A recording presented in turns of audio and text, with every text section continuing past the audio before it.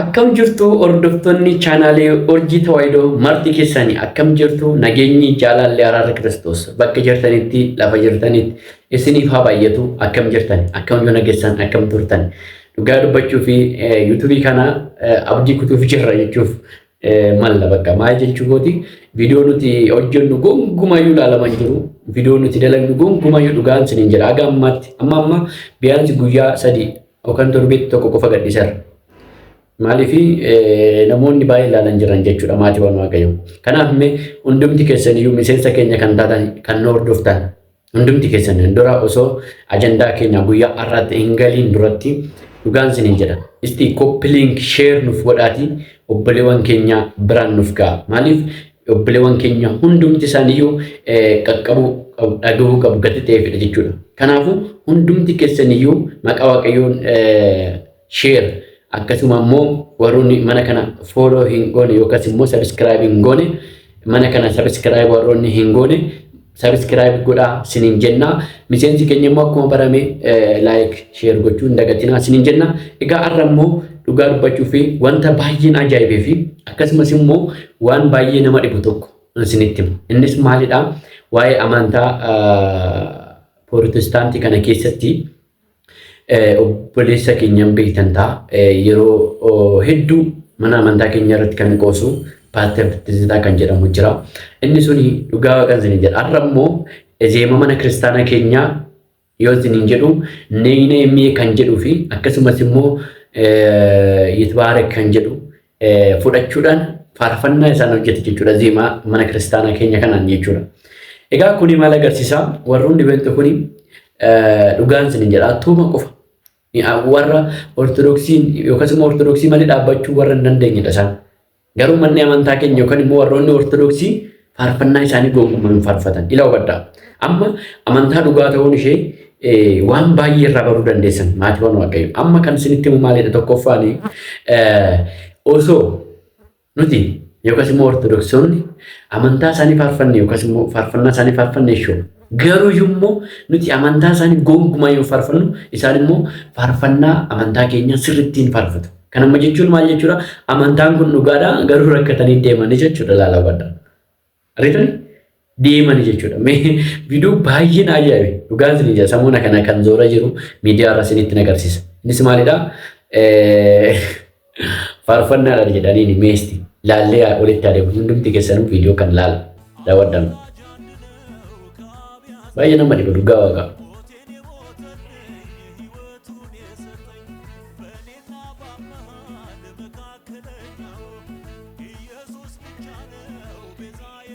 Egaa akkuma argitanii kana jechuun amantaa keenya aarsuudhaaf kan hojjete fakkaata Tizitaan jechuudha dhugaa. Kuni dhugaa maal gochuudha? Tokkoffaa amantaan ortodoksii dhugaa ta'uu ishee ifatti mul'isuudha.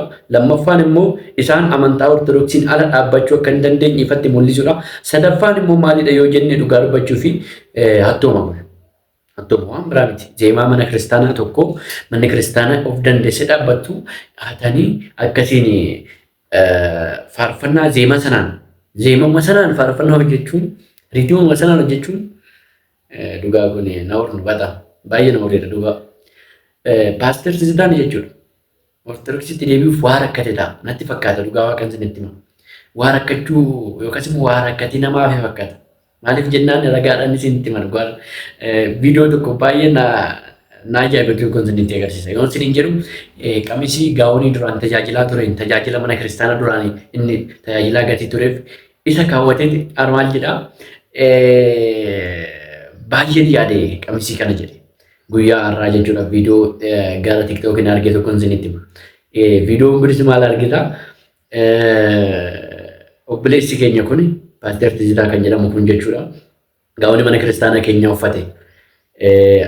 Kaza fakkeessuuf yookaas aarsuuf yaale. Garuu yommuu ofii fakkaate dhugaa waaqa isiniin jedhan namoota baay'ee taccaa jira ilaala. Suuraa kanaa fi viidiyoo kana ilaala.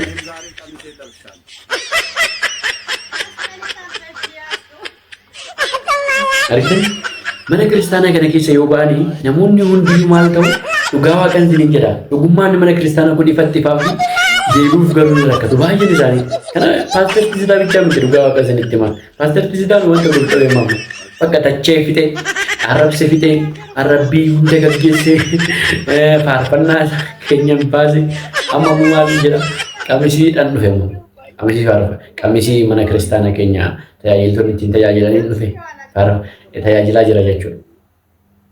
Ilaa argitanii inna isa bichaa miti immoo obboleessi keenya yeroo dhiyootti yookiis immoo yeroo dhiyoo keessaa kan amantaa Pirotestaantii seene Indaalki kan jedhamu nama Indaalki jedhamu jira.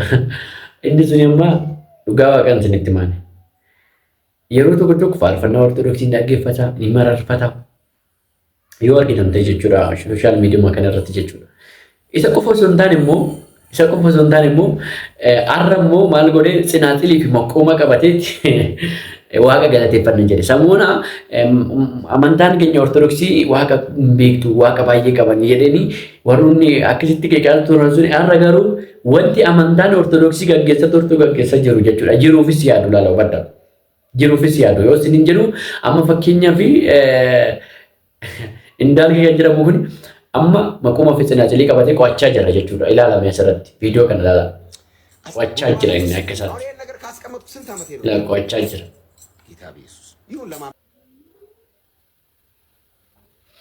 Wayini dhugaa waaqaan isiniin jedha. Ani akka isaanii na gaddisiisu hin jiru.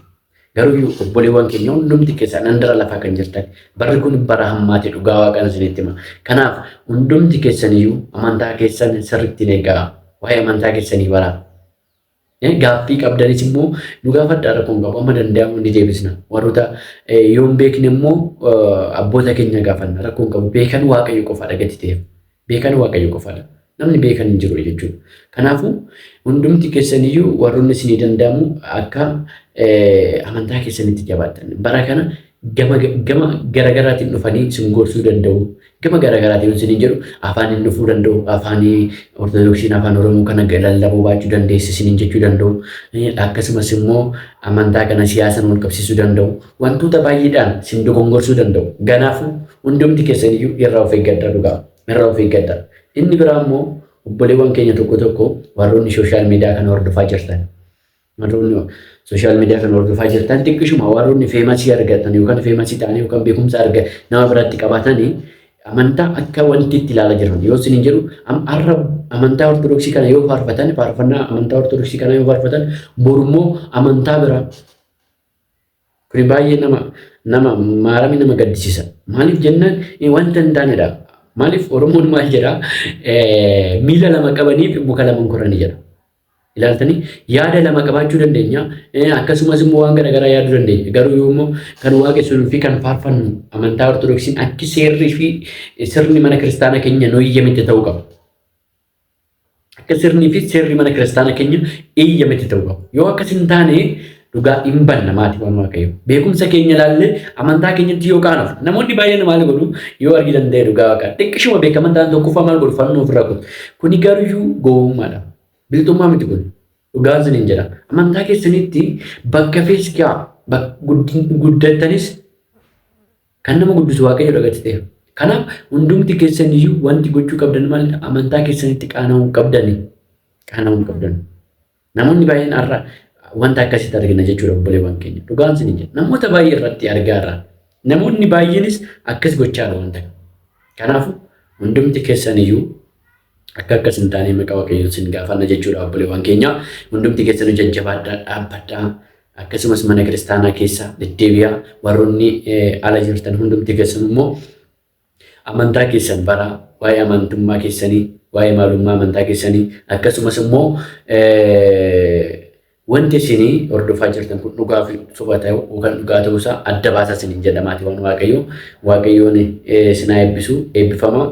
Ergaan ani qabu maalidhaa gama sooshaal miidiyaa kanaan gara tiktookitiin obboleessi keenya barsiisaa Efreem kan jedhamu chaalenjii qarshii 30,000 akka Itoophiyaatti nuuf laatee ture. Innis maalidhaa akkaawuntii isaa qofa fooloo yoo goone badhaasa kana badhaafamna jechuudha miidiyaan.